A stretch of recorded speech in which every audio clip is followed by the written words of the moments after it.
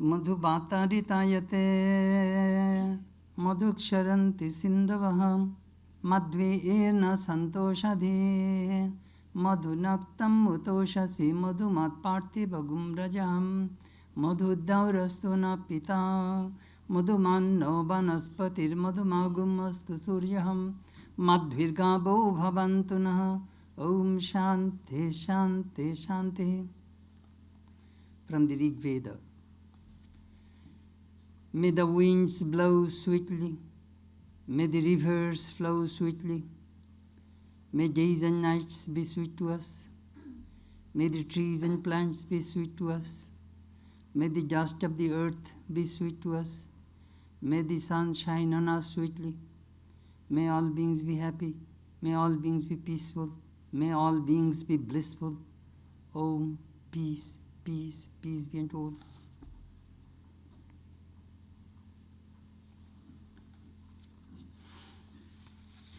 Friends, I am very, very happy today. I am supposed to speak today, but I requested Swami Medhasananda, who is the head of the Vedanta Kyokai Nippon, Japan. Swami is very dear to me. He was brought up in Ramakrishna Mission. He was a student from 1956 in our Ramakrishna Mission school, then went to our Belur Vidya Mandir college for 4 years. Then he had his master's degree. Then he became the principal of our college. It is a very, very famous college of the Ramakrishna Order.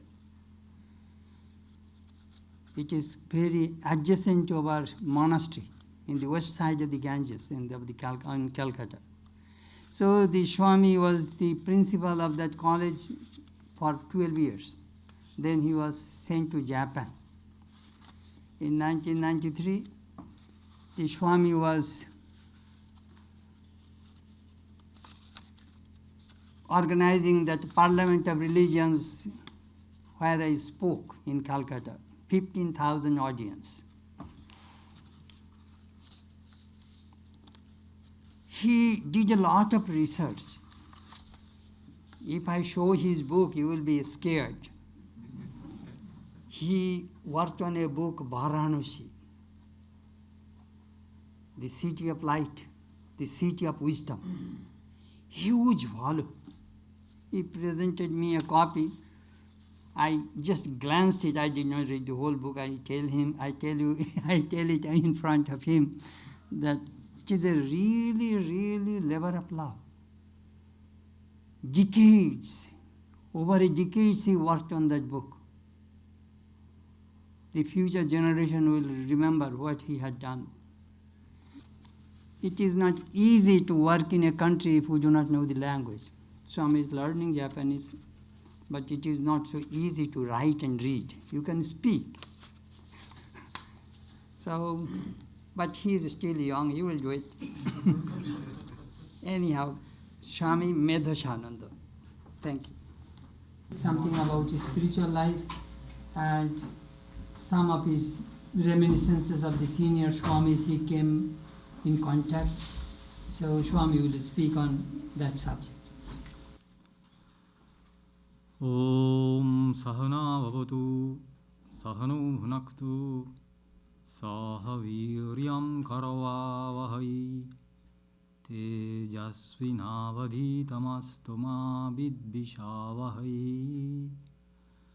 Om Shanti Shanti Shanti Harihi Om.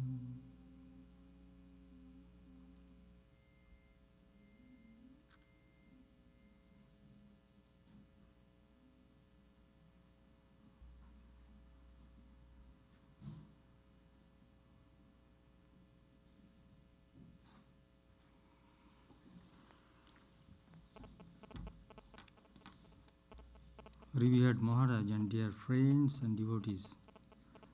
Well, I was not really prepared to give a talk on this subject, though it's very dear to me. In fact, I had some informal talks on this subject, but I was never asked to give a formal talk on it. The subject is somewhat like that, maybe how I became a monk, and then my association with this Ramakrishna order, what I have learned and what I have been still learning. Well,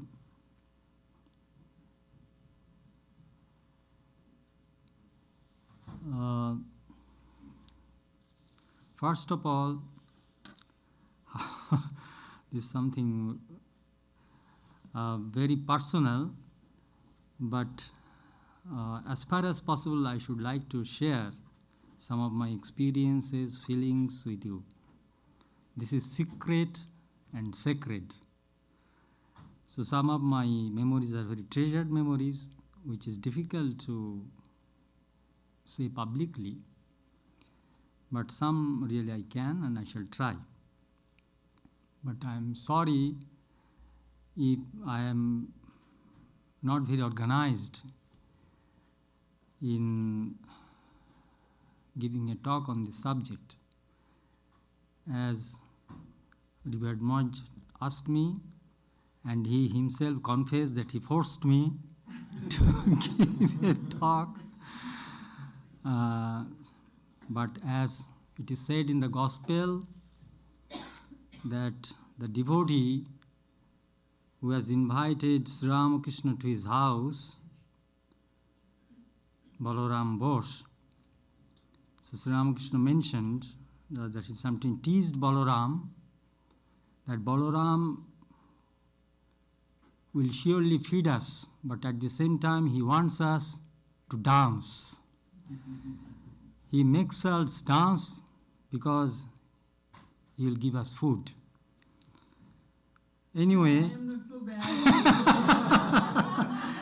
yes, I have that much faith that even if I dance, Maharaj will feed me. And after all, this night is the last night of my stay here. I don't mind if I have to starve. Anyway, you see, the first thing, how I became a monk. Maybe if the same question is asked in case of a devotee, well, how you became a devotee, maybe the answer will be the same. Though the circumstances may be different, case by case. But what really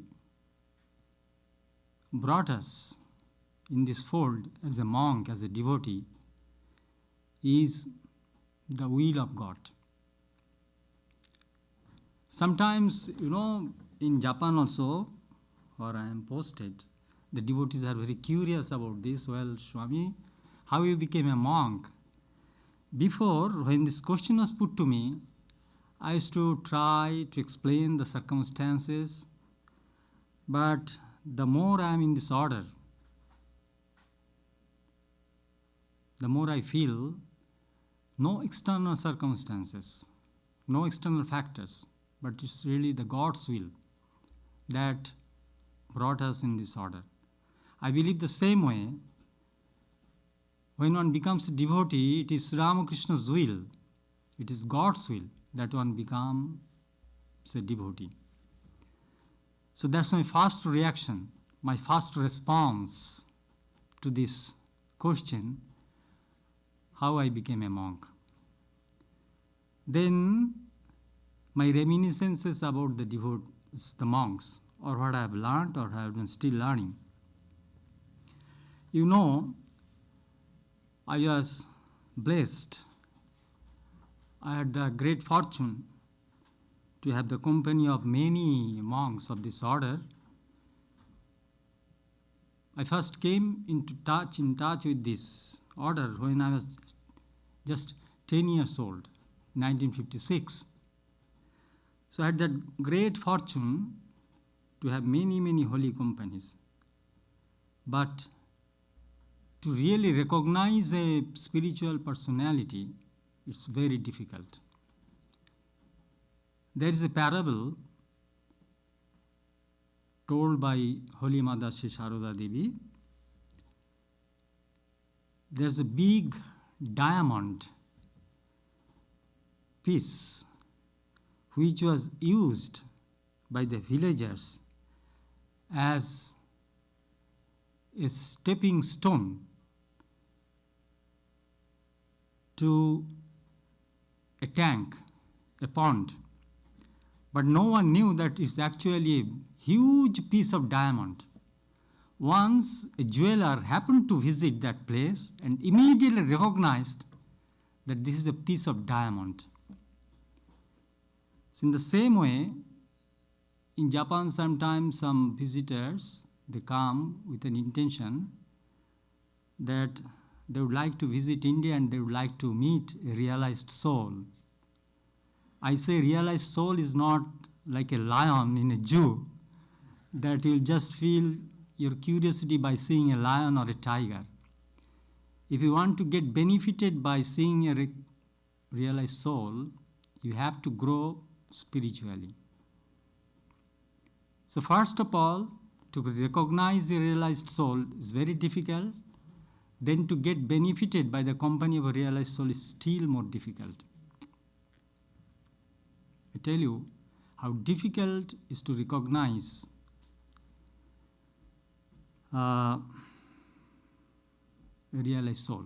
Though there are many symptoms, especially if you read the second chapter of Bhagavad Gita, there are detailed symptoms of a realized soul. Sita pragyansya ka bhasha samadhistasya keshava sita dhiking prabhaseta kimasita brajetakin. So the Lord, Sri Krishna, gives details of the symptom of a realized soul. But to read that and actually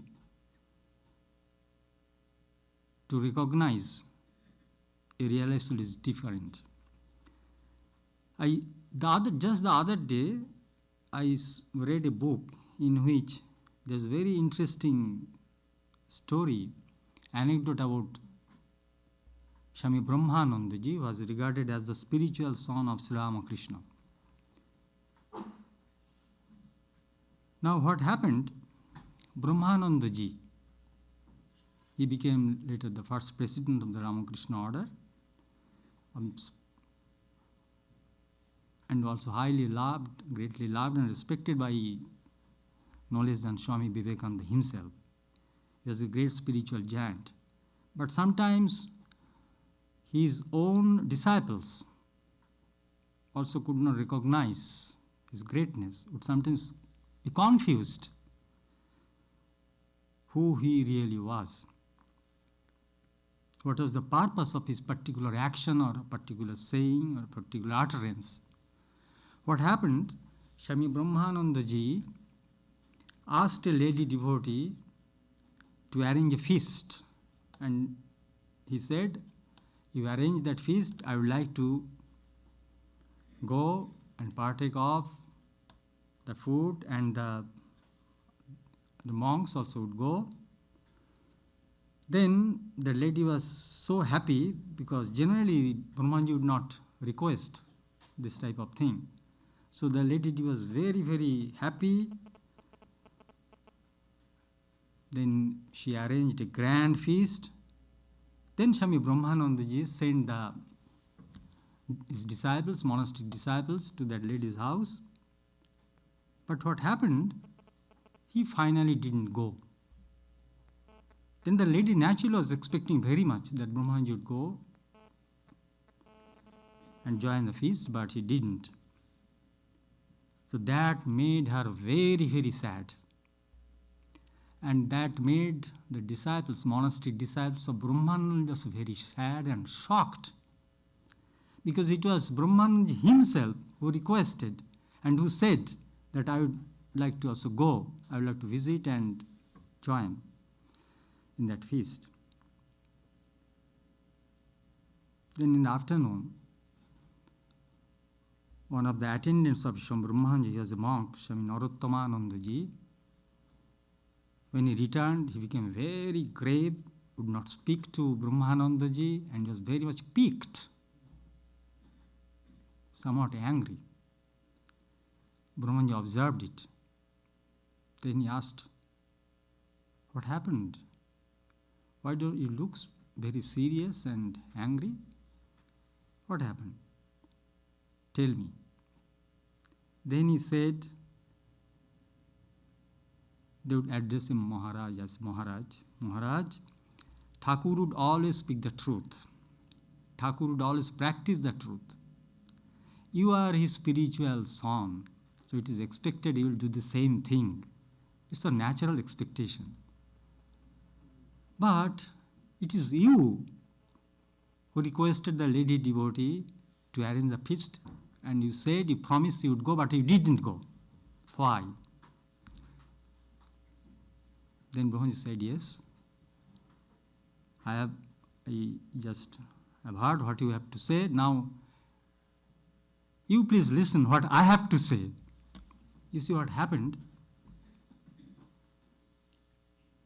When you all had gone, left for this devotee's house, I was ready. I took bath, and I was about to start. Just before my starting, I had gone to the shrine and told Thakur, well, the boys had already gone, now this is my time to go. And Thakur appeared and said, "Rakhal, you will eat through this boy's mouth, isn't it? You will eat through this boy's mouths," who had already gone. Then Brahmanandaji was a little confused. Then what do you mean? Should I not go? Don't you wish me to go? Thakur said, "Yes, it's better that you should not go.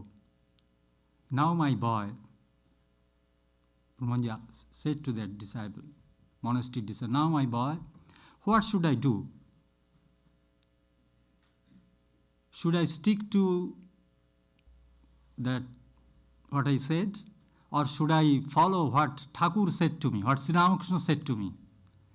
To me, it is more important to follow Thakur than to stick to what I said."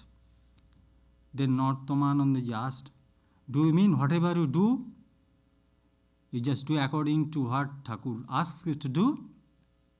Brahmanji said, "Don't you know that? Don't you know that?" Then immediately he prostrated, fell flat, and asked his apology. "Maharaj, I didn't know you." So you see, I just gave you an example how difficult, even for the close devotees, to recognize, to understand a spiritual giant.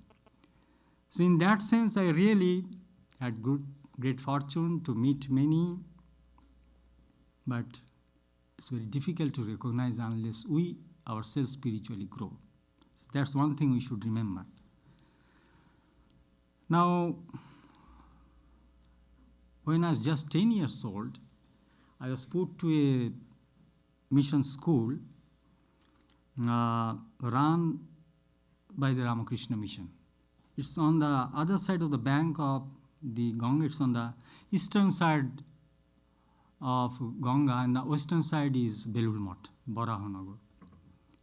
And my place of birth is near the place of birth of Swami Brahmanandaji. It's within 4 or 5 kilometers from Brahmanandaji's birthplace. Anyway, that gave me an opportunity to know this Ramakrishna Mission, to live in its atmosphere, of course, as a boy. And sometimes the monks would take me to Belur Math, especially on the days of some festivals, like the birthday celebration of Sri Ramakrishna, birthday celebration of Holy Mother, Swami Vivekananda. And do you know what duties we had? We used to keep the shoes of the devotees. So with what a great joy, we the children used to keep those shoes. And now I feel, after so many years, maybe I gained some merit, punya, by keeping the shoes of the devotees. And maybe that helped me spiritually, and that finally brought me in this order. Well, I do feel in that way. Then, many interesting things. The dormitory in charge was a monk. What happened? He would, it's a rule, then once a week on Sunday, he would take a gospel class in Bengali.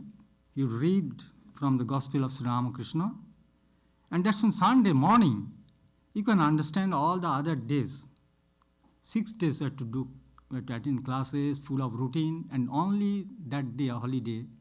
So the young boys, naturally, they would like to spend the day playing or so reading some storybooks or something like that, chatting. But we are asked to attend that gospel class for 1 full hour. What to do? We had to attend. We were just 10-year, 11-year boys. So naturally, it was not really interesting for us. But the Swami, this was very evident. The Swami, while reading the gospel, it was so evident that it was so happy. It was so enjoyable to him, this reading. And sometimes say, oh, all laugh. We are wondering why you all laugh. You know, it's the gospel, sometimes there, na? All laugh. So we are no wondering what's to laugh. We don't find anything laughing. Anyway, so that's our first reaction to the gospel of reading of Gospel of Sri Ramakrishna. Then I skip many things. Well, it's a matter of details. What I wanted to say, that though it is to that sing Khandana Bhavavandhana, then morning prayer and evening prayer, then attending other programs, listening to talks of Swamiji's, visiting Belur Math, and on one such occasion, during a visit to Belur Math, we met Dalai Lama and Panchen Lama. You see, that's in 1957. That time Panchen Lama was still living, he was not killed.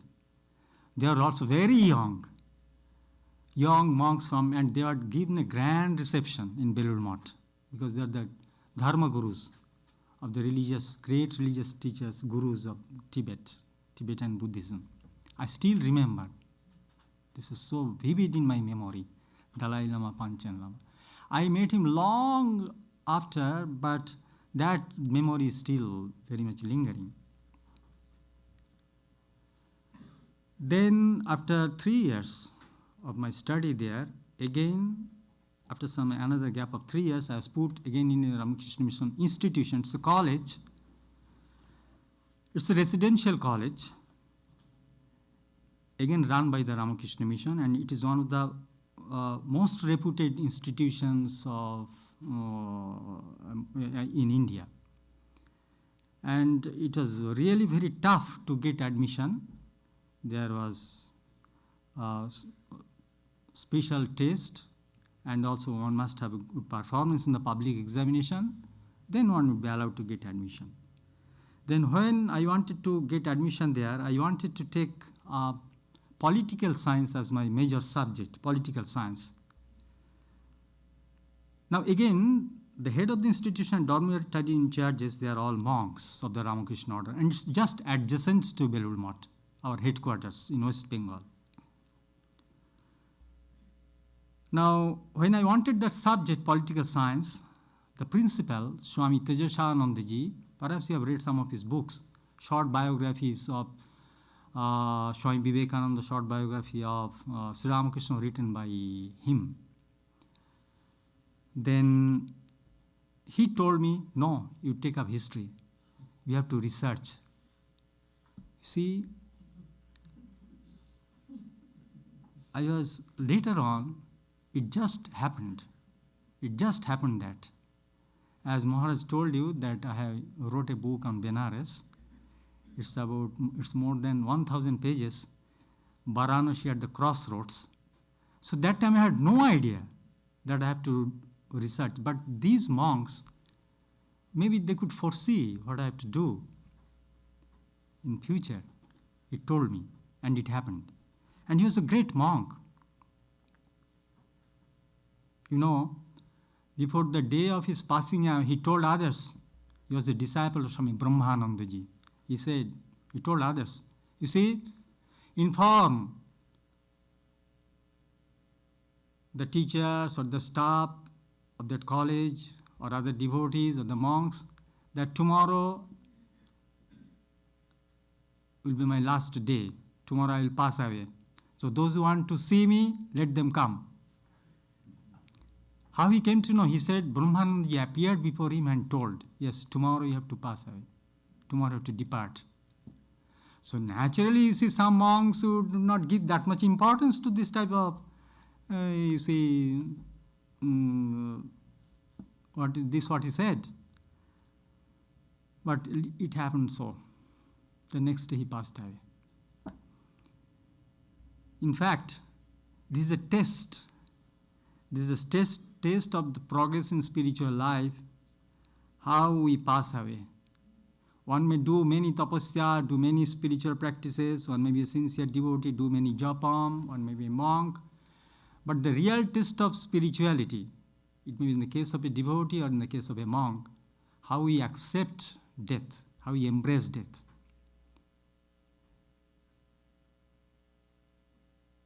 Now one can transcend the death. One can accept and embrace the death stoically. So sometimes when I'm in Japan, the devotees ask, how can you overcome the fear of death? Let me share some of my thoughts in this connection. I tell very clearly, there are only two ways. It's a very pertinent question, very important question, especially for the elderly people. The more we grow old, this type of questions haunt us, or the relatives who grow old, who are very sick, they ask us, well, can you suggest, can you give the advice how we can overcome the fear of death?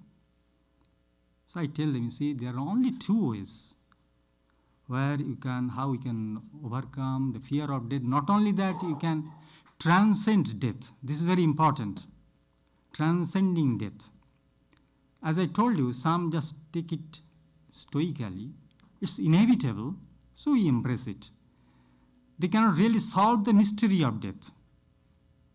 They can really transcend death. They accept it. And that's not going to benefit them much. But if one wants to overcome the fear of death and transcend death, there are only two ways, and that's the spiritual way. What's the spiritual way? Either you must have a tremendous faith that you have taken shelter in God, and God is going to give you shelter when you also pass away. God is our shelter in death, in life. So you have this faith, unshakable faith. Then we can overcome the fear of death. We transcend death. Or we must have the conviction, realization, not intellectually, but by our whole being, the tremendous faith that I am soul, I am Atman, and Atman cannot die. Body dies, mind also dies at certain stage, not just with the death of a body, mind still continues, the subtle body continues, but which does not die, which is eternal, that is Atman, and I am that Atman, self-realization. Maharaj, just little before when he was taking the class with the students, he mentioned this particular point. Now when we have that conviction, not, as I said, through intellectually, that we are Atman, we are eternal, then also we overcome the fear of death and we transcend death. So this is very important, how we face, how we accept death. Now this Swamiji, as I told you, is really great. We had learned many things from him. And that time, the other three monastic members who were with us as the dormitory in charges, some of you know them quite well. One is Swami Tathagatanandaji of one of the centers of New York, another Swami Adishwaranandaji, They were the dormitory in charges of 2 neighboring hostels, and now they are the heads of 2 neighboring centers. You see the providence. Then another was Swami Gokulanandaji. He just visited, I heard, the center. He was the head of our Delhi center. So they are all my teachers. They used to take our classes. So many things are there, many memories.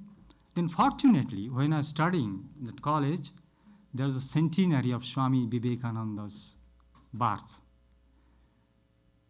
So on that occasion, many distinguished monks and teachers and scholars and musicians came to Belur Math, and I had a great fortune to listen to some of them,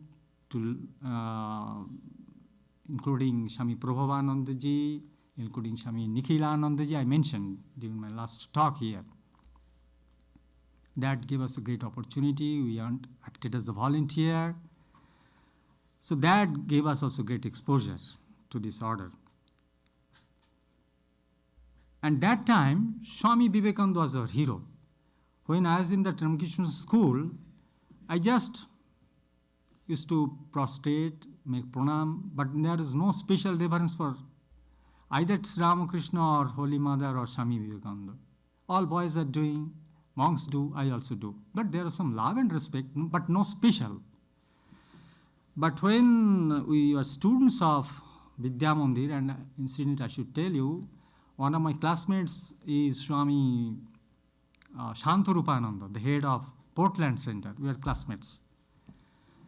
Anyway, during that time, it was Swami Vivekananda who was our hero. As to most of the Indian youth, it was Swami Vivekananda who was the hero. Though he was basically Hindu religious monk, but his birthday has been declared as the Youth Day in India. It's somewhat very spectacular. Because India, so many religions, so many, it's very sensitive. But though he was a Hindu monk, the Indian government felt that the Indian youth, irrespective of their religious background, Swamiji can be a role model to them. So that's why they declared the birthday of Swami Vivekananda as the Youth Day. So Swami Vivekananda was our hero at that time. Then, after I left that institution, after my graduation there, then had gone to Calcutta University to study history as major, and then law. This was another subject. Then after completing my master's, I started coaching a student, private tuition. In that way, I earned some money. So I felt, well, this is my first income, so to say. So I should present something from this income to my parents. What should I present? I thought, well, let it be a book. What can be a better presentation to my parents than a book? So I was wondering what book should be given.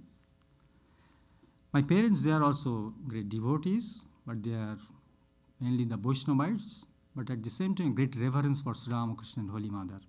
So that's why they put me to the Ramakrishna institutions. So I thought, was wondering what book should I give. Then I said, well, it should be Ramakrishna Kathamrita, the Gospel of Sri Ramakrishna, and for Mother Sharoda Devi. But I questioned myself, well, I never read Gospel of Sri Ramakrishna. Then how I really know that's a book to be given as gift, presentation to my father? This is how I first read Gospel, and I was trapped.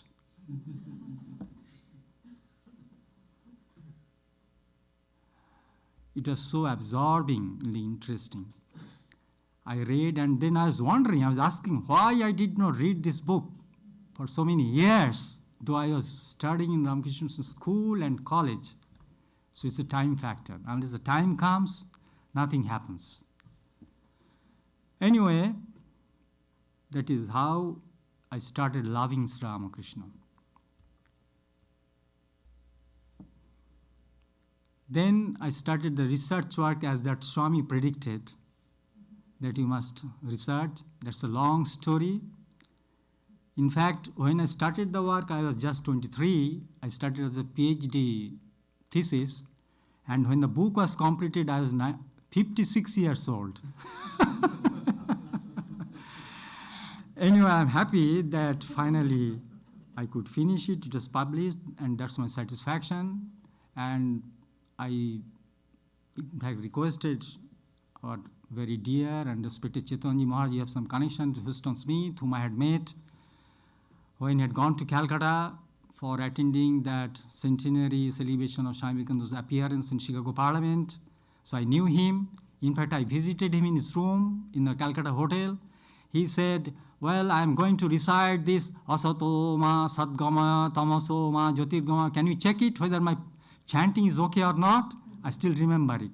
Then he chanted the whole Asato ma Sadgama in a trembling voice. Tamaso ma Jyotirgama. Let me lead from darkness to light and all this. I said, yes, it's perfectly all right. Then Maharaj also had gone, Chaitanji, and he gave also talk. That's a wonderful program, attended by about 15,000 persons in an indoor stadium. So then I knew that Maharaj had a close connection with Houston Smith. So I requested Maharaj, can he write something for this, certifying that book, the blurb. Then he contacted Professor Smith, and Professor Smith, I sent a copy. He said, well, I don't give my opinion without reading the book. I said, yes, that's most welcome, that I want. Why should you give your opinion without reading the book? Then you see, then you'll be sixth on the line, he told me. Your book will be sixth on the line. Then finally he wrote, he very beautifully, he gave his, wonderful comments he made on about that book. Anyway, so that's another story. Then finally, in 1973, I joined the same college where I had studied as a lecturer. And next year, 1974, I joined the college, joined the institution as a brahmachari, novice. Then 1980, you see, the principal, who was in fact in charge of that college, he told that I would like to take some leave for spiritual practice. Now you should now take up it as the principal. I said, Swamiji, see, I am the student of this institution. Many of my teachers that time who are still there in the college are my teachers. So it will be very difficult for me to run that institution as the principal. He said, no, you just take it up. So finally I had to take it up. Then for 12 years I was there.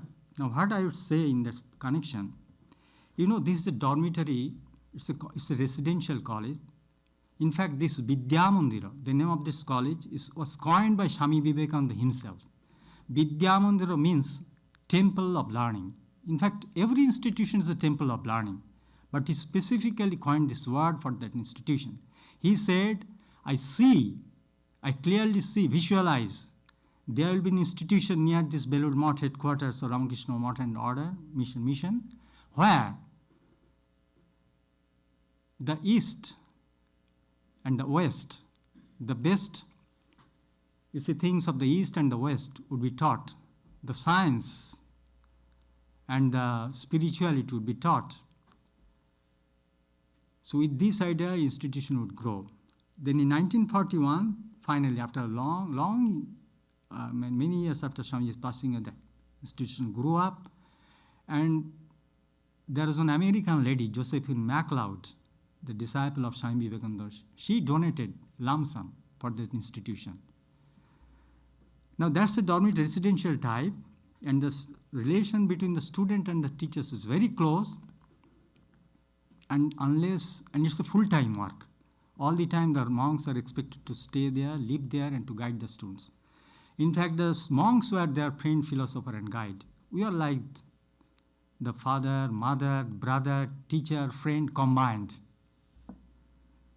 Now what happened, and I, being myself the student of the institution, had a love for that institution. And when I was given the charge of the institution, I felt, growing, I felt more and more, well, how much I love this institution, how much I love the boys. This was very strong in me. I love, I love, I love. Then suddenly, while studying the Gospel of Sri Ramakrishna, reading, I came across a line.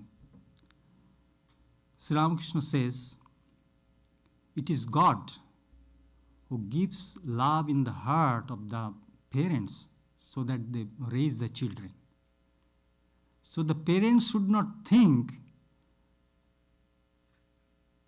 that they have their own love. They love the children and it is their love. No. Source is God. It is God who wants to maintain this world, who wants to continue this samsara, who wants to maintain this progeny, the line of succession. So he gives this love in the heart of the parents. So the parents should have the ego that is their love. It is their children, it is their love. You see, when I came across this line, immediately I felt, why should I think then that I love these boys? If I have at all any love, it is Ramakrishna who gave this love to me so that his institution is run well. What a sense of detachment I experienced.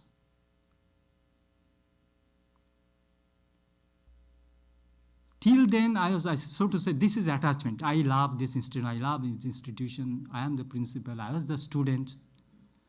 Till then, it was an attachment. But the moment I really read it, felt it, then I had that experience. I believe it's a sort of spiritual experience. It may not be that it's one sort of seeing a god and goddess, but definitely it's a sort of spiritual experience which makes us detached. And that experience is so profound that it influences my later actions and thoughts and feelings. This is my idea. In fact, everyone feels the more we study gospel, in fact, any religious classic, the more we get light. The more we get light, the more we grow. The more we grow, the more we get light from the reading of the gospel. I believe it is everyone's experience. And seeing, let me also tell you in this connection, we say, you see, the mother said her last message before her passing away, she said to a woman devotee, why do you fear? You have seen Thakur. Now what this seeing Thakur means? You see, as Thakur would say, Holy Mother would say, seeing Thakur in his body, in his person, and seeing Thakur's photo, the Lord's photo, is the same. Now sees Sri Ramakrishna in person, and what you see in picture, so in one sense that's the one and the same thing. Now what does this seeing mean? To me, seeing means accepting, loving, and following. Now, if we really accept Sri Ramakrishna as an ideal, if we love Sri Ramakrishna as an ideal, and if we follow what Sri Ramakrishna says, that really means seeing. And by seeing the God in that sense, we are fulfilled. Our life is fulfilled. Otherwise, just seeing a photo many times, 1,000 times, does not give any result. It does not bear any fruit. So this is what is seeing. So in that way, when I read Gospel again and again, when I see the photo of Sri Ramakrishna in that sense only, I feel that I grow. Then, when I was told, as I had mentioned in my talk, when I was told to go to Japan and take the charge, then I was scared because my field was academic. I was very happy with the students, teachers. After some initial challenges there, naturally later I got adjusted, and I was feeling happy with my students, and maybe the students were somewhat happy with me. Anyway, so there's an adjustment. But when the headquarters asked me to move to Japan, actually I felt very uneasy because the country, you see, I don't know the language. You see, it's long winter. I don't know the devotees, and I don't know how to, you see, deal with the devotees, and especially both male and female. And that institution was for the boys only. So I had no experience at all. So I mentioned already to you that I prayed to Thakur again and again very sincerely so that I at least get an indirect answer. So that also told me how to pray. I learned how to pray. Prayer, yes, for sometimes, or even for secular things we may pray. But at the same time, it may teach us how to depend on God. How can we combine these two? See, praying and dependence on God. We may pray and at the same time depend on the God in the sense, well, Lord, this I want. But I don't really know whether it's going to do good to me or not. It so happens the girl who prays to God for making a given person her husband, the same girl, maybe within 1 year, prays to God to get rid of that husband. So we really don't know if the Lord fulfills my prayer, whether it will be good for me or not. So let us pray in that way. First of all, let God decide whether it is going to do good for me or not. Otherwise, it is a wish-fulfilling tree. If we really want something, He will give us. But maybe we have to suffer for that. So first of all, let Him decide. And as long as I have ego, I cannot do without praying. I have not that much of dependence that, well, God looks after me, why should I pray even? I cannot do that. I have not that dependence. So as long as I do ego, and I have not that much of dependence, let's pray. There's no harm in praying. And it may be maybe some selfish prayers also. But let us at the same time depend on God to judge whether it is really good for me or not. That's number one. Number two, even if the God doesn't fulfill our prayer, we don't feel sad. Because we understand, well, God didn't grant my prayer because it was not good for me. And this is one aspect. Another aspect, we have to pray and wait. And we have to lead our life according to our prayer. That's another profound thing. We pray to God for something, but my lifestyle is entirely different, contradicts my prayer. God never fulfills that prayer.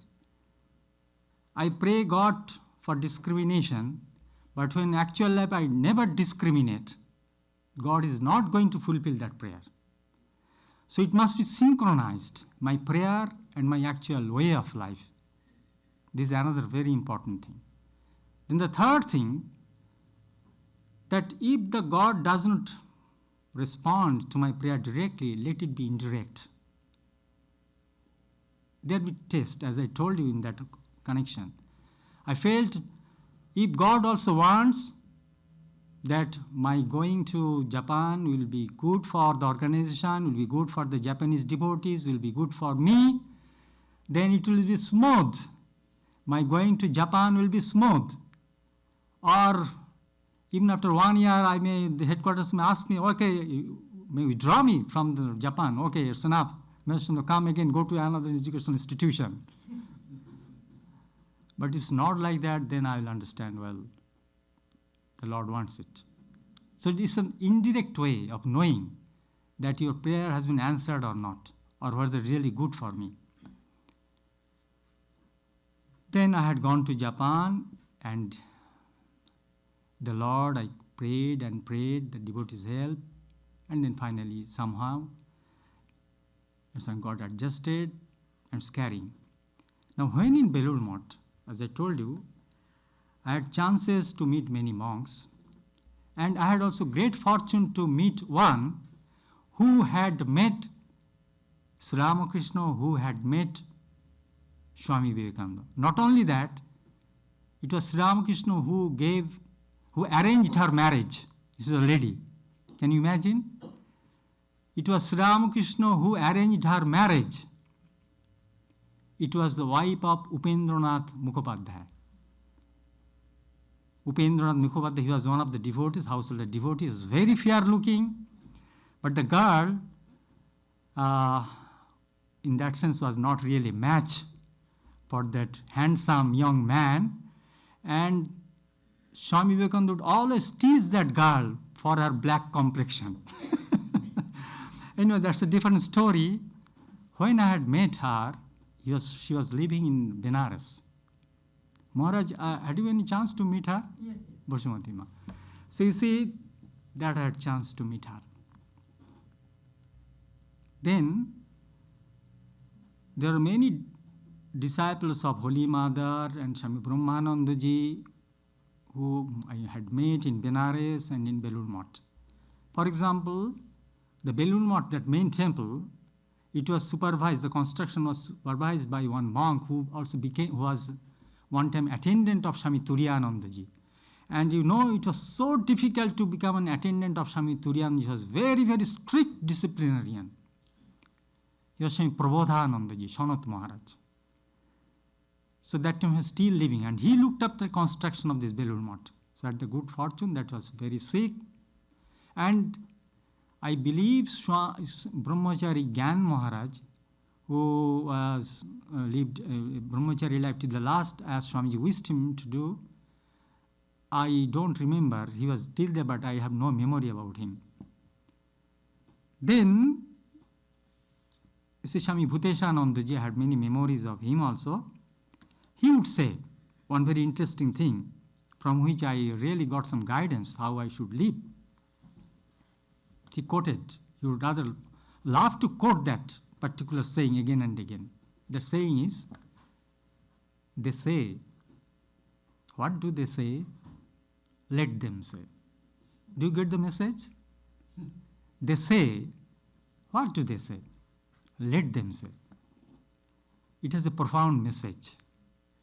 You see, sometimes either we are too sensitive about other people's criticism, and we sometimes change our way, thinking, well, this path is not good because that person criticizes, Or sometimes we are too egotistic. We don't care for others' remarks. We just simply follow what we do. This statement removes, I should say, eliminates both these two extremes. How? Let me explain. They say, that means people say this thing, that thing about what you say or what you work or about your programs, our activities, about your behavior. So they say. Some may praise you, some may blame you, some may criticize you. Then what should you do? Should you simply ignore them? Then the second part of that saying is, what do they say? Don't ignore. Ask. Listen. What do they say? Listen to it. then you judge. If you judge after listening to your criticism that what you are doing perfectly, okay.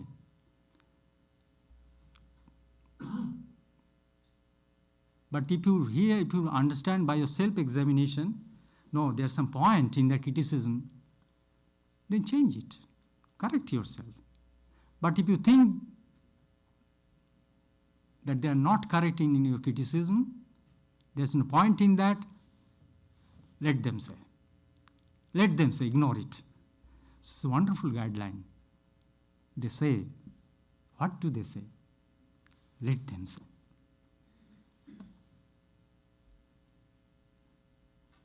Then, you see,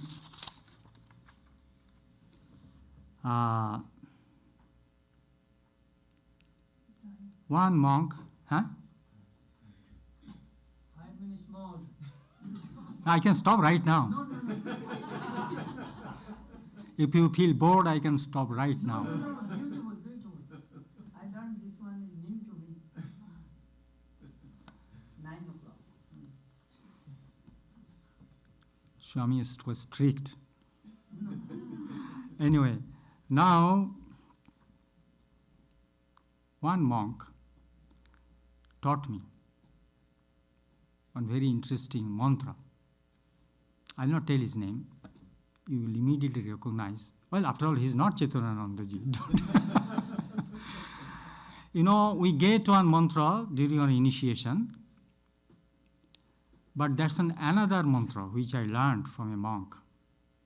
In fact, that mantra, when I attended one, we have sometimes heads conference every year in our headquarters. All the heads of the centers, especially of India, they assemble. There for 2 days, 3 days, there's some conference, many discussions. And once in 3 years, there's a monks conference. Then once I attended the heads conference, then I was asked to give my talk, my experience in Japan. In India, the monks, they have, so to say, they live a protected life in the sense, it's not, there is the ashram life, monastic life. So your mixing with other persons is somewhat restricted. So in that way, it helps to protect one's monastic life. But when you are put in a foreign country, it's different. So to say, that protection is not there. You are free in every sense. Then what finally protects us? I told that. Those 2 words in Bengali, I shared that mantra. I said, the monks, we get initiation. When we get initiation, we get the mantra from a guru. But I have got one additional mantra, which I also like to repeat days in, days out. And this is not a mantra for the monks only. It's a mantra for the devotees also, especially who want to lead a sincere and serious spiritual life. What is that mantra? It's original in Bengali. 2 words. Ma bachao. Mother, save me. In fact, neither your philosophy, nor discrimination, nor any protection is going to help us, protect us when there's temptation or when there's provocation. The one thing